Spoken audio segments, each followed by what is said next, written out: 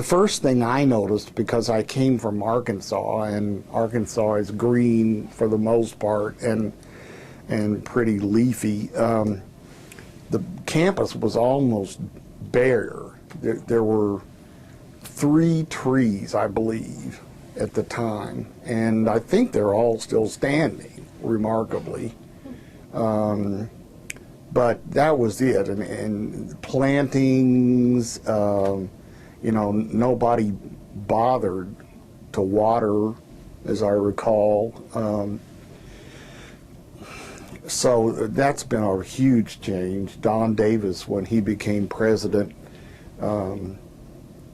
probably is the person most responsible for changing that initially, because he planted trees and bushes, and flower beds were created, and you know, so it was that was a huge change. A lot of the buildings that are still being used were here. They had been built in the 1960s, so they were relatively new when I came here. Howell Hall, Birch Hall, the administration building. But there were older buildings, you know, like Nance Boyer was here, which I've been teaching in for these many years, and it was unair conditioned at the time when I first came here. So in August, on the 3rd floor, I wouldn't even hazard a guess as to how hot it was up there, but it was a challenge to get through several classes up there. And of course the whole building's been renovated now and air conditioned and heated a long time ago. But there were a number of buildings like that were the older buildings that were air conditioned. And I can still distinctly remember, you know, what it was like to teach in some of those buildings. The example that keeps coming back to me for some reason is, you know, we still have a West Hall, which is right over here behind us. But at the time I came, there was a North Hall and a South Hall. The East Hall had already gone by that time.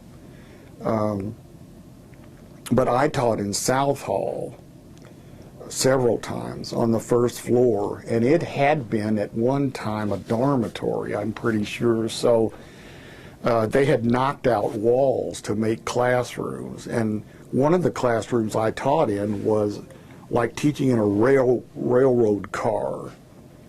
There were like 3 desks across and like 9 rows of those. So you could barely see the people in the back. There were no screens on the windows, and so the occasional wasp would wander in and out. But the worst of it was when they cut the grass. When they cut the grass, they used those, you know, large power mowers with this huge span of 6 or 8 feet or whatever it is. And the grass would fly in the windows. So people would come out of class covered with grass shavings, you know. It's funny how you can get used to almost anything, but that was the one thing I never really could, that and the heat, I could never get used to that. Well, now, particularly since we're coming up on the centennial, and really for the last several years, as is obvious if you look around, it's the buildings, the facilities have changed and are still in the process of change. When we get the new student center, that'll be a huge change. So that's the most obvious thing. I guess from my point of view, the fact that we offer so many more degrees, you know, so many more classes and degrees, even graduate degrees, which frankly, when I first came here, I wouldn't have thought we'd be teaching graduate degrees. But when I came here, we had only been offering bachelor's degrees for a few years. You know, Cameron was a junior college for many years before it became a 4-year college.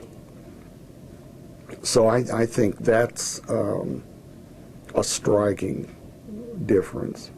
I used to say that a high-tech classroom at Cameron when I came here was one that had a pencil sharpener on the wall that worked and electric outlets that worked.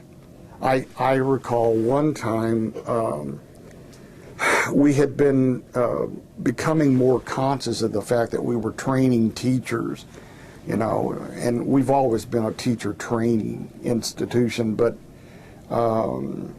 that was being focused on at the time, and I was aware of the fact that I wasn't demonstrating a lot of the things in class that I would really like to see our students do, such as multimedia presentations and so forth. Well, in those days, that meant something entirely different than it does now. I mean, we didn't have PowerPoint and, you know, all these things.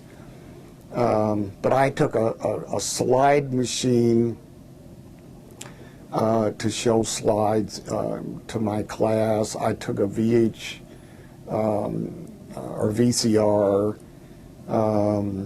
What else? I took about 3 different, an overhead projector, all of which passed at the time as fairly high tech.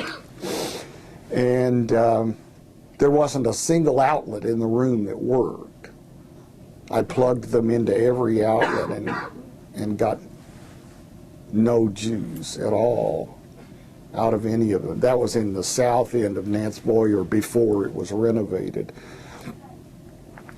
I mean, the change is incalculable. It's, you know, we have computer classrooms, we have LED projectors in practically every classroom, computers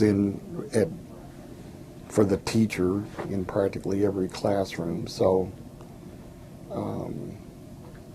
there's almost no comparison at all there. You know. When I was in college doing research, even for my dissertation, you had to go laboriously through a card catalog and periodicals. You know, you had to go through all kinds of hard copies of indices of various kinds trying to find material. Now it's so easy. I keep telling students, you don't know how lucky you are to have all this stuff. You can even put a keyword in and get a huge amount of information. On the other hand, I think it is more challenging for the student to find the right kind of research, because there's so much on the web that is not academically sound, if you know what I mean. It hasn't been juried by a group of scholarly peers who look at it and so on. So, but it's definitely a huge plus compared to what students were faced with before. The information it's an explosion. I imagine that we're going to see more courses offered online, for example, and because of the contacts that we have with the military through Fort Sill and even abroad, I suspect that we're going to eventually see degrees maybe offered online. There's been, I know, some talk of that already. You know, what courses do we have online presently, and how much of a degree could one put together with those courses? I think a lot more attention will be given to that in the future, and it probably will happen someday.